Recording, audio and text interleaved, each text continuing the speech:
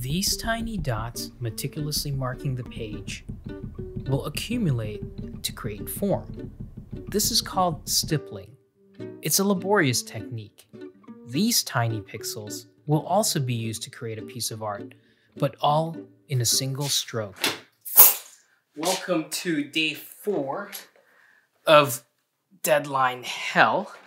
I figured today I would answer the question that I get asked all the time, which is, what brush do I use? What I'm going to show you was pretty game-changing for me, and maybe it can do the same for you.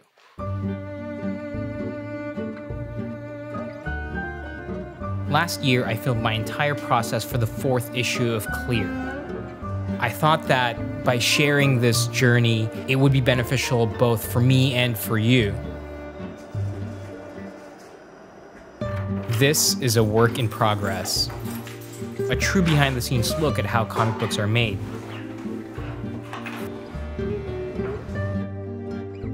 If you ask any artist what is one of the most annoying questions they're asked regularly, they'd reply with the question, "What brush do you use?" I used to feel the same way, and in my weaker moments, I still do. The typical dismissive reply is usually, "It doesn't matter what brush you use, it's all about how you use it." While this is true, knowing the right tools for the job will go a long way. I know that this screwdriver can build amazing things. It's the right tool for the job, but I wouldn't trust me with building you anything with legitimate reliability. So why is it that artists hate answering this question? The first brush I use in my process is this custom pencil brush from Webster. This is the main pencil tool I use to start my pages. I'll usually lower its opacity in order to replicate the feel of a real pencil. Now, before I bought this brush, I used to use the standard brush tool, which I also set at a lower opacity. Practically speaking, what you use at this stage doesn't really matter, especially if you're going to be inking it yourself. I got by for many years with the standard brush tools provided in Photoshop.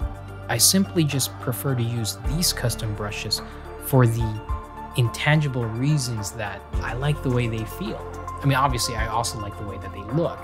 The second brush I use in my process is this inking tool. I don't use this for my line work, rather for creating large shapes intended to be filled with solid blacks.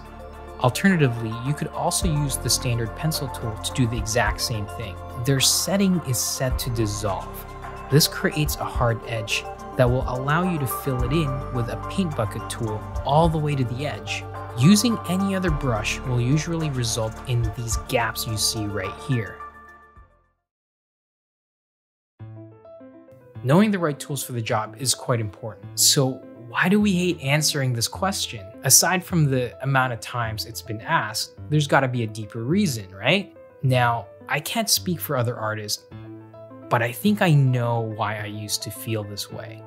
Raising this question brings about what every artist has in common, and that is how shakable their confidence is, especially when it comes to their art. What brush do you use is translated in our artist's brain as, hey, what brush do you use? Because if I knew what that was, I'd be able to draw just like you. And in our artist's mind, all the hours put in are negated by the magical powers of this secret brush. It's almost insulting, but it's all in our head. So in frustration, our standard answers for all these questions tend to be, it's all about how you use it. But that's not very useful to upcoming artists.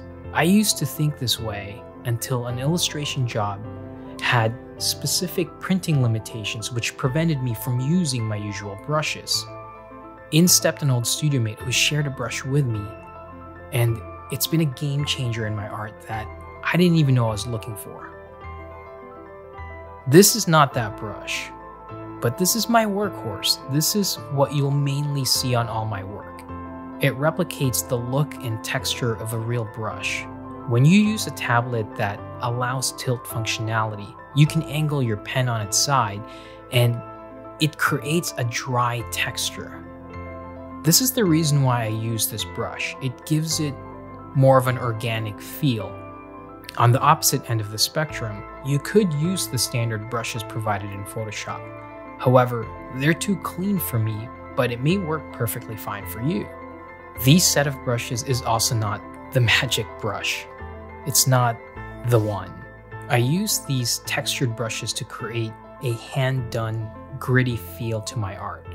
Not all of them work perfectly, and when used too often, their patterns begin to emerge. So I would use them cautiously, better yet, use them in tandem. These ones are perfect for replicating a splattered brush effect. Now, once again, there is a pattern, so you have to be careful with the amount of times you use this. What's great about these brushes is the organic feel it adds to your artwork. It gives it more of an earthy feel, less digital.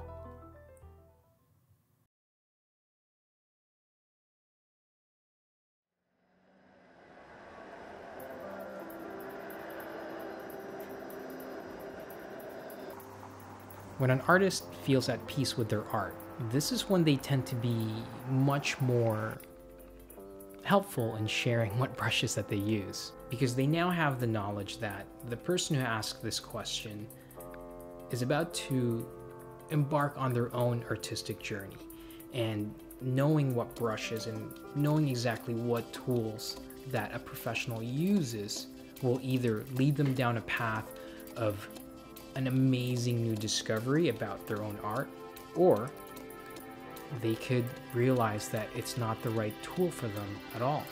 But this brush is definitely the tool for me. What started out as a simple inquiry to solve the problem of creating tonal values within the reproduction limitations of a screen print turned out to put my art on an entirely new direction. Similar to when I began to ink my own work, I was lacking certain skills. I didn't have the same control and finesse of a professional inker. So I embraced my lack of control, and this energetic, down-to-earth style emerged, especially with the addition of using ink washes. To me, that was the ultimate turning a negative into a positive, because forcing myself to use a completely different tool rather than the right tool for the job, I discovered that it created new opportunities for my art. But that was then, and this is now. If you've been following my work for some time, you'll know that this is the one. The standard soft round brush, but set to dissolve. This brush setting created tiny dots which can be printed using traditional screen print. Since this is not a gradient tool or an airbrush, it allows 100% opacity and straight edges. Up close, you can see that these are tiny little dots. Unlike a digital airbrush, which creates a smooth gradation by easing the pressure on the pen, this setting keeps each pixel at 100% opacity. But when you lower the pressure, these gaps begin to widen. And when you zoom out, you'll discover this beautiful texture that has a bit of personality. This is the right tool for this job. And at the same time, this job would not have this unique look without this tool.